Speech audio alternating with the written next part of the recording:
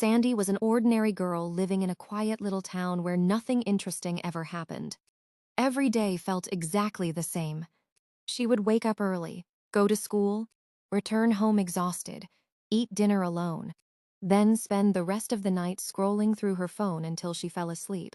Sometimes she wished something exciting would happen to her, something that could change her boring life forever. But deep inside, Sandy believed real adventures only existed in movies and books.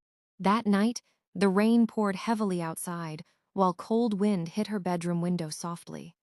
The city looked completely empty under the dark sky. Sandy sat on her bed wearing her oversized hoodie, watching random videos on her phone, while trying to ignore the strange feeling growing inside her chest.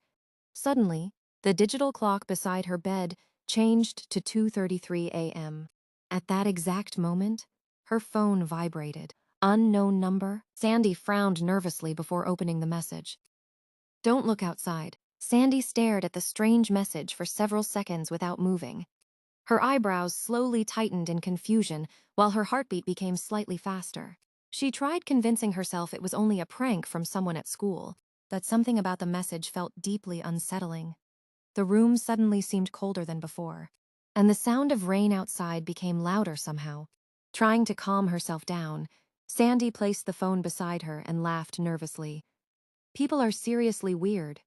She whispered quietly. She pulled her blanket closer and attempted to ignore the strange. Then her phone vibrated again. Another message from the same unknown number appeared immediately on the screen. "I said don't look outside, Sandy." Her smile vanished instantly. Sandy's breathing slowed as fear slowly replaced her confusion. How did this stranger know her name? She never shared her number with anyone outside school. Before she could think any further, the curtains beside her window moved slight.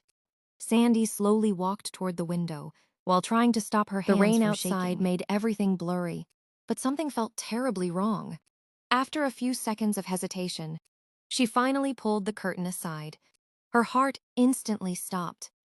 A tall figure dressed completely in black was standing across the street, under the heavy rain, staring directly at her window without moving. Then her phone vibrated. Unknown number, 2:34 a.m. Terrified, Sandy grabbed her phone quickly and tried calling her best friend Emma. Her fingers shook badly as she pressed the call button over and over again. But every attempt failed instantly. No signal. That made absolutely no sense because the internet had been working perfectly only minutes ago. The lights in her bedroom suddenly flickered once, then twice. Then the entire room fell into complete darkness. Sandy froze in silence while fear tightened painfully around her chest. The only sound left was the heavy rain outside and her own breathing. She slowly reached for the flashlight on her phone, desperate for any source of light. Before she could turn it on, another notification sound echoed through the dark room.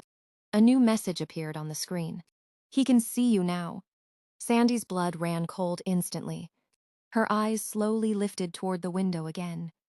The figure standing outside had completely disappeared, but somehow, that terrified her even more than before. Sandy could barely breathe as she stared at the now empty street outside her bedroom window.